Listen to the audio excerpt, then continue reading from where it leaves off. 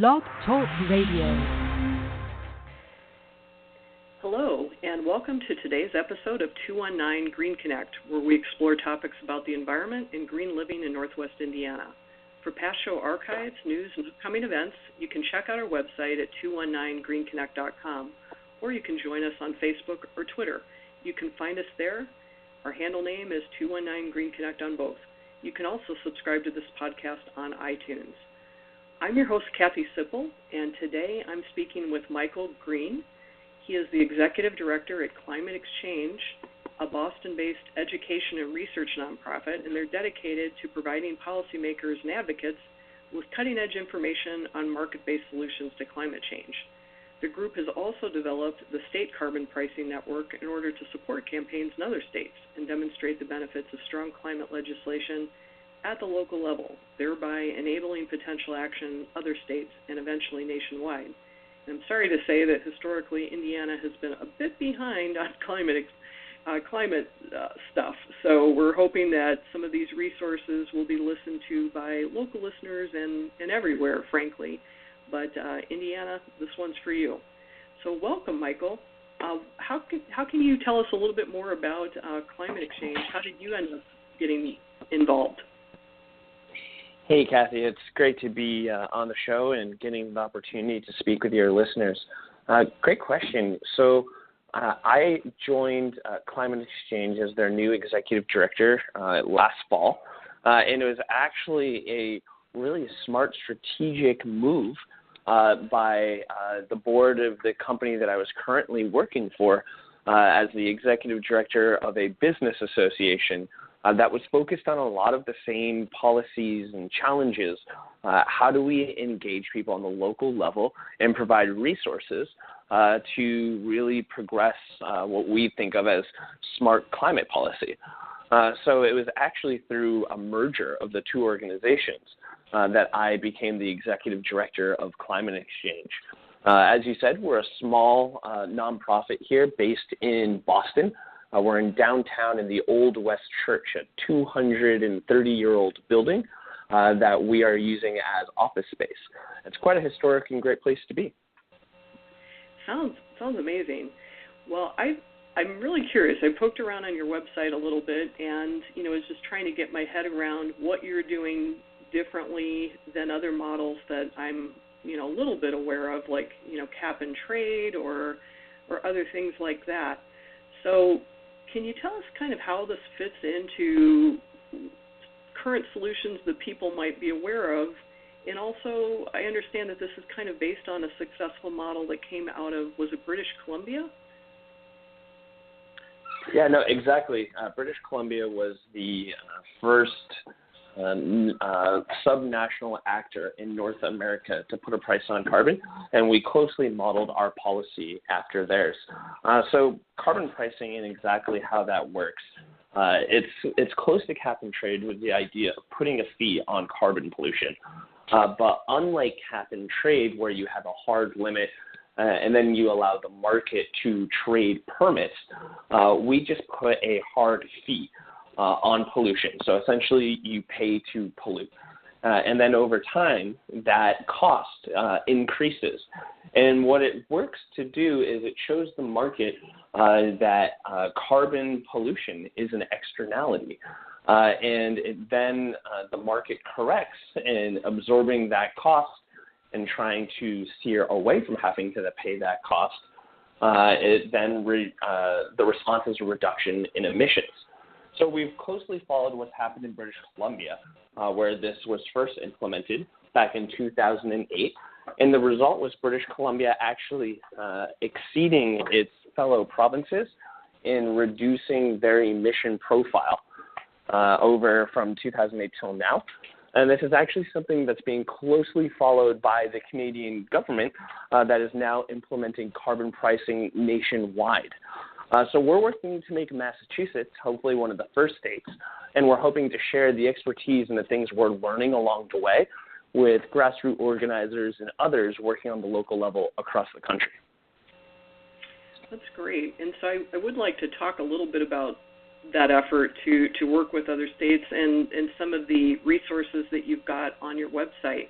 Can you tell people a little bit about, what they would find there, how they could engage with you to help, get them started in their area? Is it something that you work with at a state level, or is it citywide as well? Yeah, so kind of tell you a little bit about our experience here in Massachusetts. And what we did is we had a group of, it wasn't any sort of paid environmental organization, or it was just a group of volunteers and concerned citizens that came together and looking at our emissions profile here in the state. We've done an amazing job. Because of a switch to predominantly natural gas and the various incentives we've done around renewable energy, our electricity actually is no longer the majority of our emissions profile. Our emissions, predominantly in Massachusetts, are coming from building heating and building usage, as well as transportation. And there's not a easy implemented regulation that can grasp the rest of the economy, much like or outside of the electric sector. So when we started to look at what are the policies that could happen, we quickly stumbled upon carbon pricing. And there's groups such as Citizens Climate Lobby and others that have been focused on this on the national level, but nobody was really looking at it and focusing on it as a state-based policy. So the first question that we had was we actually commissioned a report. What would be the economic implications of a state like Massachusetts putting a price on carbon? And there's a lot of concerns around, well, how does this affect the business sector? How does this make us competitive with other states? And we knew, British Columbia has had their successes, but we really wanted to know what it meant for us. So upon doing an initial report modeling the socioeconomic outcomes and the various industry outcomes, we saw that this could actually be a job creator here in Massachusetts. It promotes innovation, it promotes creativity and job growth in these new sectors of biotech and clean tech that are already developing here in the greater Boston area and across the state. So this really could actually fuel that transition. What we decided was, what if we spent more time focusing and really starting to tease out the economic benefits and finding ways that we can get that research out into the hands of more traditional environmental, grassroots, community justice groups that have the capacity and the ability to organize. That's exactly what we've done. And now we have a wide support from a coalition here in Mass that is made up of labor groups, environmental justice community, your more mainstream environmentalist organizations, business associations, really from quite a large array, even some conservative groups that are looking at carbon pricing as the way to solve climate change. So we want to take that information and those resources that we've made for here in Massachusetts over the last 4 years and make them available for other places. So on climate-exchange.org, you can find our different resources, whether it's economic reviews or policy design that we've done here in Massachusetts. And you'll also be able to see a part of our website that's dedicated to other states working on carbon pricing policy. We've moved the ball pretty far ahead here, and we've also seen states like Washington and Oregon, Connecticut, Rhode Island, and Vermont that have also been trying to start to really get things rolling in their state. So we're trying to find ways to centrally bring together all of the various resources from different campaigns across the country and get that into the hands of states that you wouldn't expect to really be a leader on climate change policy, talking about Texas, Arkansas, Florida, places where there's concerned citizens, but they just don't have the ability to do the same kind of analysis and research that we had here in Massachusetts. So as we continue to grow that network, we're hoping to actually play the role of not just educator, but also doing some of that more in-depth analytical work for various states as well. Very cool. Well, since you mentioned Texas, I've got to ask, have you ever met T. Boone Pickens? And he really is dedicated to wind power, as I was led to believe. I have not come across him, but I can say that Texas does lead the nation in wind energy production. I've got a brother that's at Texas A&M as a college professor, and he'll be the first to tell me about the wind turbines that really dot the Texas countryside. Cool. Yeah, it's I don't know a whole lot about him, but he's an American businessman, and he had chaired the hedge fund for BP Capital Management. And so, not the person that you really think would be throwing up wind turbines, but, it's probably been, 10, 12 years ago, I think, when he started into that. So I just thought that was very interesting. Texas traditionally, as you mentioned, not somebody you'd think of as gravitating toward, something other than fossil fuels. But it's hopeful, when you can see that it works from a business mindset, it does have some legs, and hopefully we can actually move the ball forward in states where you wouldn't expect it. So I know that Massachusetts actually has a Global Warming Solutions Act, and so you've got some clear-cut goals that need to be reached. I believe it's you've got to reduce pollution, but primarily carbon dioxide, to 25% below the 1990 level by 2020. And so that's correct. You had some dramatic shifts. So this effort will obviously be a key way that helps you get there. Do you find that most of the states you just mentioned also have some pretty clear directives like that? Is that something they have in common? No, and that's something that Massachusetts really championed when they back in going into the Copenhagen climate negotiations, where we set ambitious goals for 2020 and 2050 to reduce our carbon footprint. And not only did we set goals, they actually made them legal mandates, statutes within the state. So if we don't reach our 2020 goals, it actually opens up the governor and his agencies to the judicial system in a legal battle. So it'll be really interesting as we work towards 2020 to see how that plays out.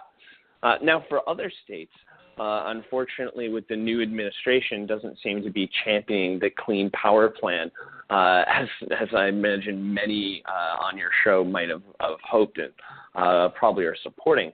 But it was interesting. There was a late change to the Clean Power Plan when it was going through kind of the design and regulatory process, where carbon pricing was actually added as one of the mechanisms that could be used to reach emission goals.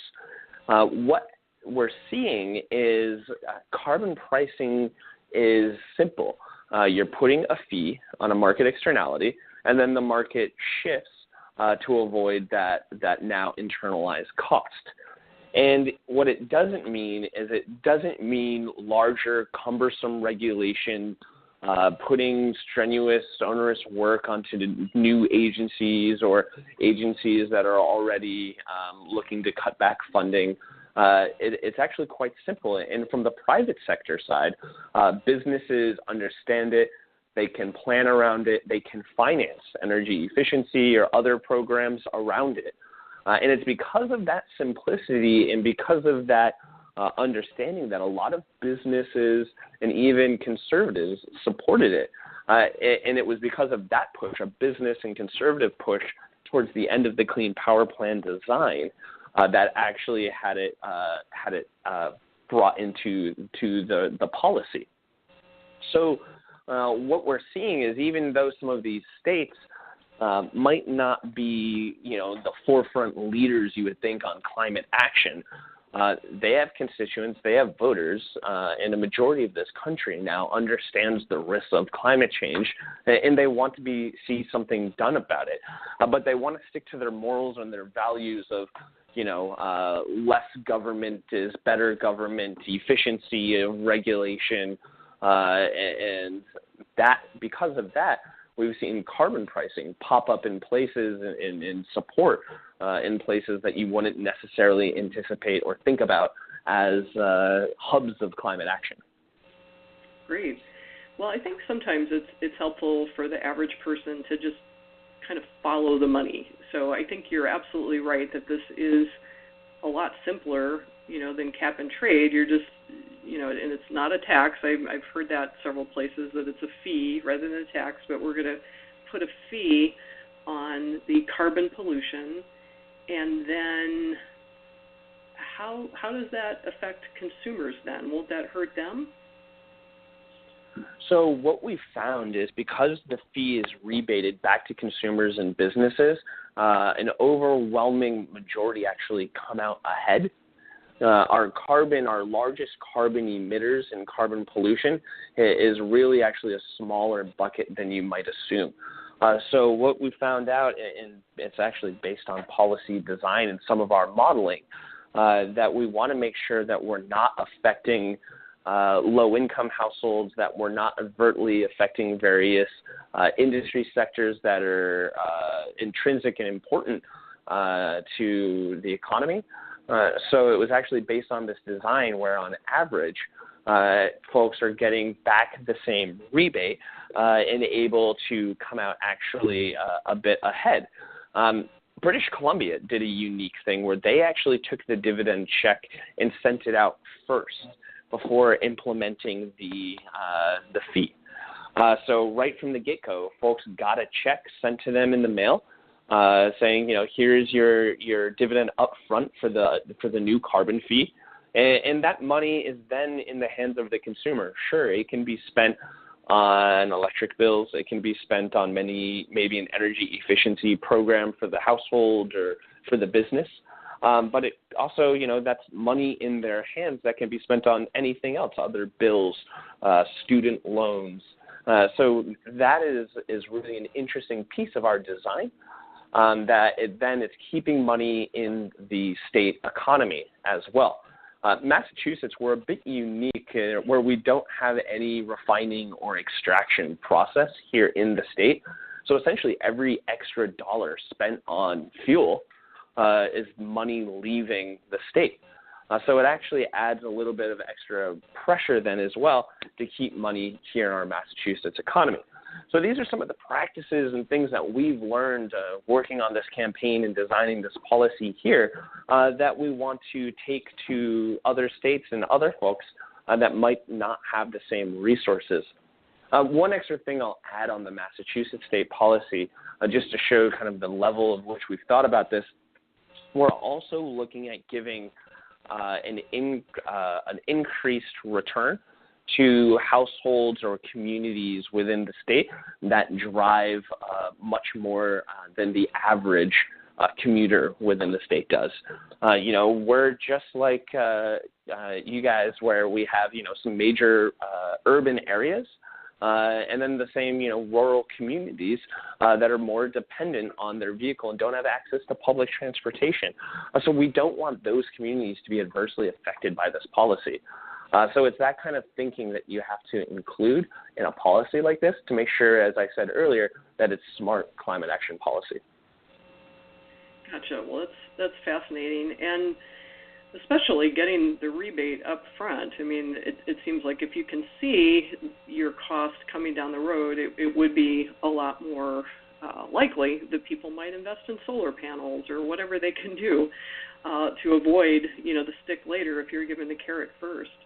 And also I understand that, at least in Massachusetts, you phased in the carbon fee gradually. Is that correct?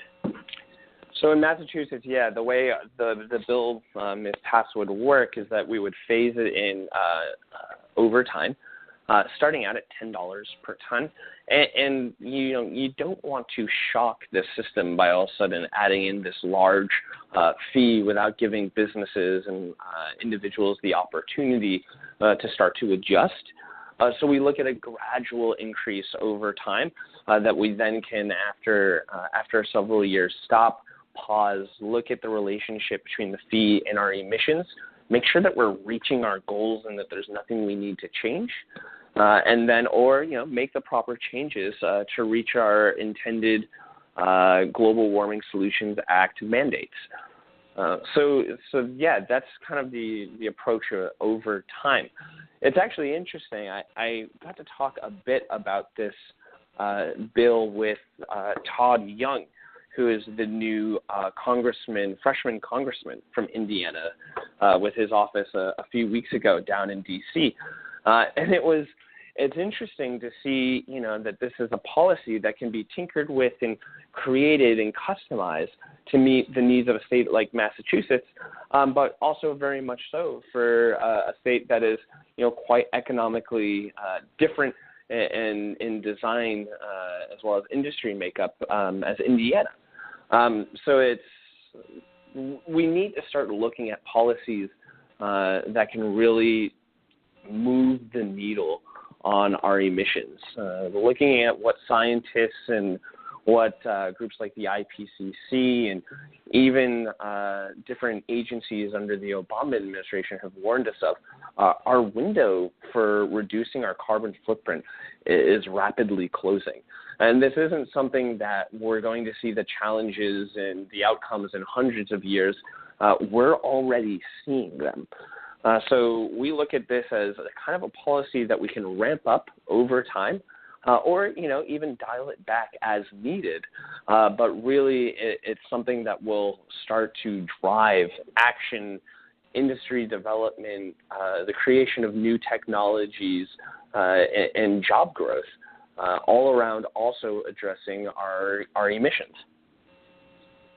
Very cool. And you and I did not have a chance to talk about this question in advance. I hope this doesn't throw us, but I'm curious how renewable energy certificates fit into this model, if there is a place for that, or if that's like cheating.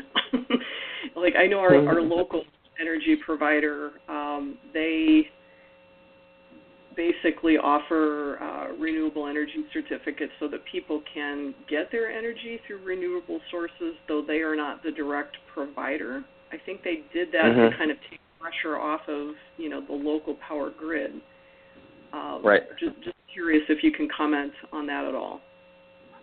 No, sure. So here in Massachusetts, our electric sector is covered under a greenhouse gas emissions trading initiative called RGGI. It's actually done across the New England states, or Northeast states, excuse me. And, because we have a regional grid, we found that it would be very, very difficult to include the electric sector into the carbon pricing proposal. So we actually leave the electric sector out. Also because it's covered under this trading scheme, we wouldn't want to be hitting the same industry twice for a carbon fee. So we have left it out. But if there are states out there that are interested in modeling and having some kind of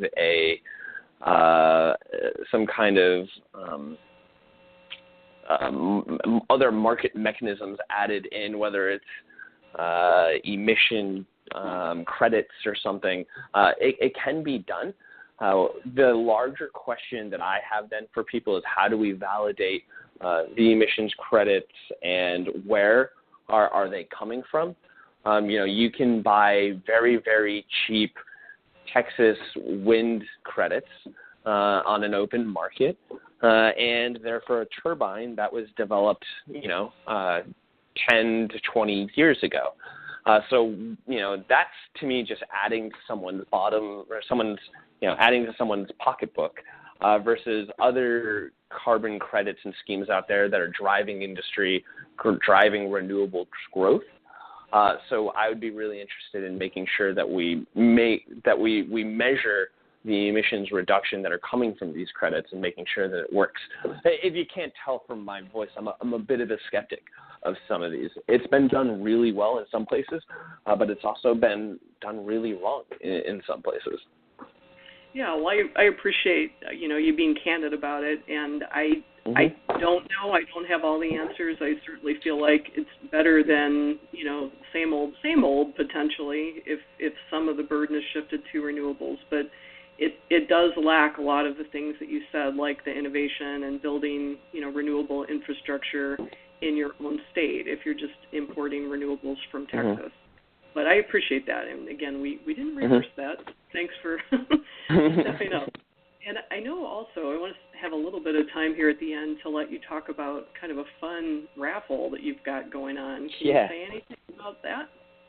Yeah, no, sure. Thanks so much for bringing that up. And, we're a small grassroots group here in Boston that has really come together to drive action and change that we believe in. And at the end of the day, we also need to keep the lights on here.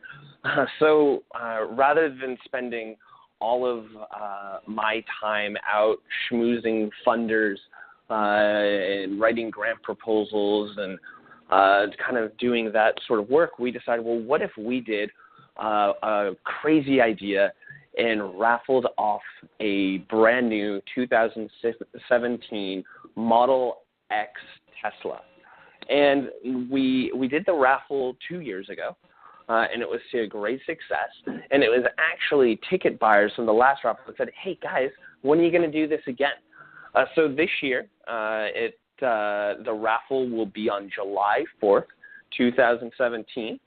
You can go on carbonraffle.org and buy your ticket.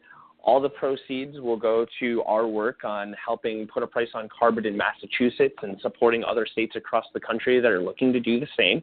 And you stand a chance to win not just a Model X or S of your choice this year, but we're also going to cover the gift taxes on it, which is about $30,000. And for second through sixth place prizes, including spots in line for the new upcoming Tesla Model 3, and some great cash prizes as well. So carbonraffle.org, we'd love for folks to go on and support us putting a price on carbon. It's a beautiful-looking vehicle, I've got to tell you. You've got the pleasure of riding around in it. They certainly are fascinating, and it's really when you get in that vehicle, you realize, oh, wow, this is where we're going, and it's really exciting feeling. Yeah, and the ticket price, not bad, $250. That's correct? $250 a ticket. We're only selling 2,500 of them, so you have much better odds of winning this than a lot of other things, the raffles and lotteries that are out there. We're excited about it. The car, including taxes, is around $160,000, $170,000. So at $250 a raffle ticket, we think that's pretty exciting and pretty fair, and happy to share with your community. Very cool. I love it. It's kind of like crowdfunding, but in a super sexy, environmentally conscious way. Thank you. That's what we feel as well. Yeah, very, very innovative. So, well, I really appreciate you being with us today and sharing your, models for innovation and providing encouragement and resources for other states that want to kind of catch up to where Massachusetts is and where British Columbia has already even been leading the way. That's about thank you so much, Kathy. Today. Yeah, well, thank you. And again, if you're just hearing us here at the end, I am Kathy Sipple, host of 219 GreenConnect, and my guest today has been Michael Green. He's Executive Director at Climate XChange in Boston, and you can find out more about them by visiting climate-exchange, that's XChange.org, and you can find out how to get a ticket for the Tesla. There's a link right there. Listen to this show in its entirety and share the show link at 219greenconnect.com. Click on podcast, or you can go straight to iTunes. While you're there, give us a like, give us a good review. That really helps us be found by other listeners, and check out the other 70-something episodes we've got that will give you ideas about how you can make change in your own local environment. Thanks again, Michael, and that's it for today.